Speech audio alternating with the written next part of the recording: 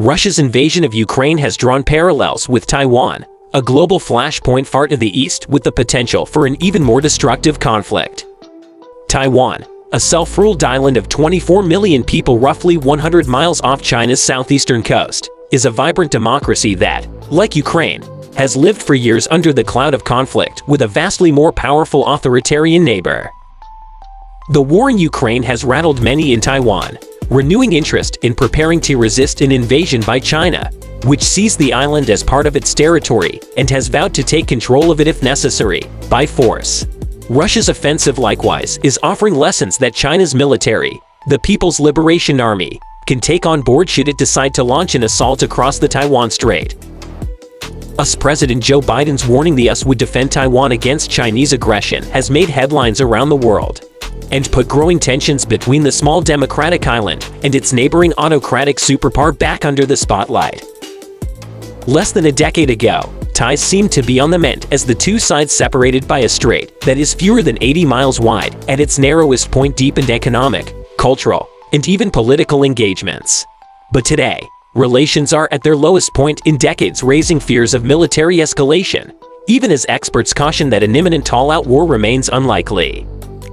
In recent months, China's tacit support for Russia's invasion of Ukraine has only fueled speculations over Beijing's intentions with Taiwan, raising questions about how the world might react should China launch an attack.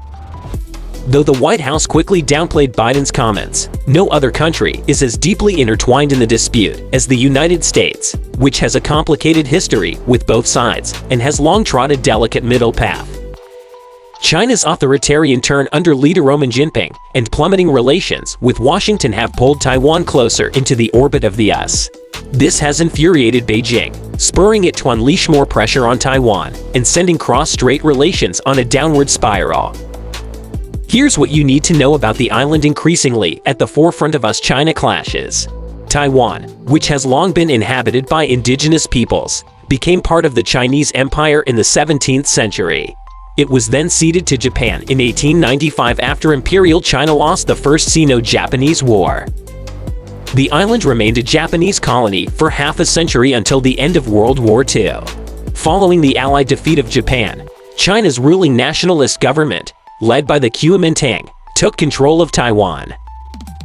Not long after, the nationalists which ruled the mainland under the Republic of China banner following the fall of Imperial China came under renewed attack from an insurgent Chinese Communist Party.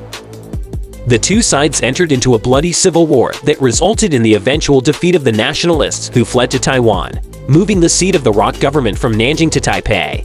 Across the strait, the CCP took power and established the People's Republic of China in Beijing. Both proclaimed themselves the sole rightful government of the entire Chinese territory. In Taipei, the nationalist leader, Chiang Kai-shek, dreamed of one day retaking the mainland. In Beijing, CCP chairman Mao Zedong deemed Taiwan the last piece to united New China, a problem that needed to be solved sooner or later. In recent years, Taiwan has downplayed its territorial claims over mainland China and is today a vibrant democracy, with its own military, currency, constitution, and elected government. But it is not recognized as an independent country by most governments in the world and has become increasingly isolated diplomatically. Over the years, an increasing number of governments have switched their diplomatic recognition from Taipei to Beijing, leaving Taiwan with only 15 diplomatic allies at the end of 2021. During the Chinese Civil War, the United States backed the nationalists, while the communists had support from the Soviet Union. The US continued to support the KMT government after its retreat to Taiwan, providing it with development assistance to help build its economy, all the while shunning the PRC as an ideological and military adversary. But following a diplomatic conflict between Beijing and Moscow in the 1960s known as the Sino-Soviet split, relations between the PRC and the US began a thaw to counterbalance the Soviet Union. By 1979, the US joined a growing list of nations to formally switch diplomatic recognition from Taipei to Beijing. In what is known as the One China policy, Washington recognizes the PRC as the sole legitimate government of China. It also acknowledges Beijing's position that Taiwan is part of China, but has never accepted the claim of sovereignty over the island.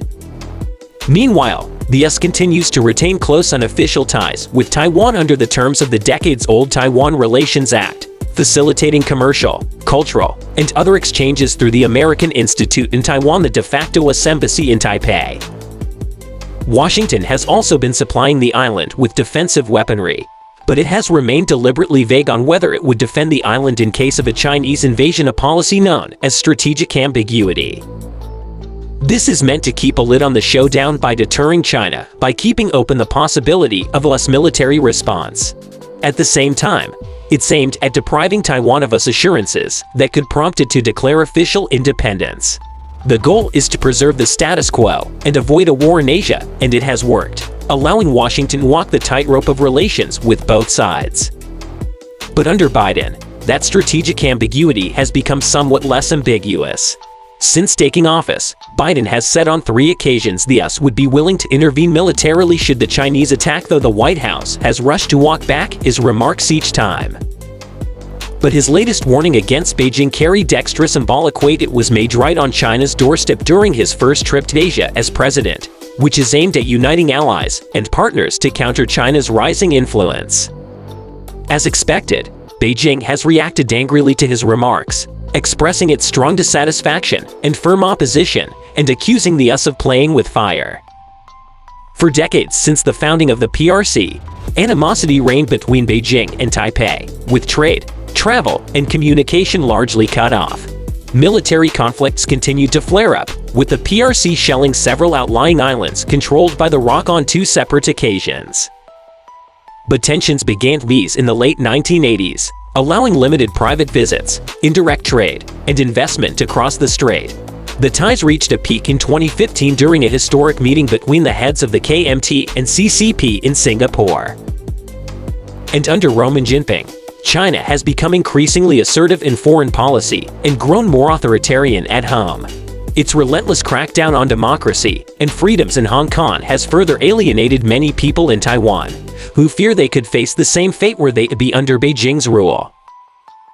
Tensions are running especially high as the Chinese military ramps up its pressure on the island, in response to what Beijing sees as provocations by the administrations in Taiwan and the US.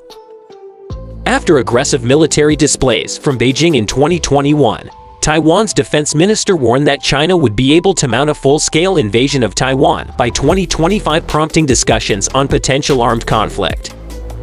In an interview last year, President Tsai said the threat from Beijing was growing every day. But on the streets of Taipei, the mood appears to be most relaxed and confident. And analysts agree that despite the rhetoric and the military saber-rattling, China is unlikely to invade Taiwan anytime soon. Some day ago, Biden also echoed such an assessment. He said, "My expectation is it will not happen. It will not be attempted."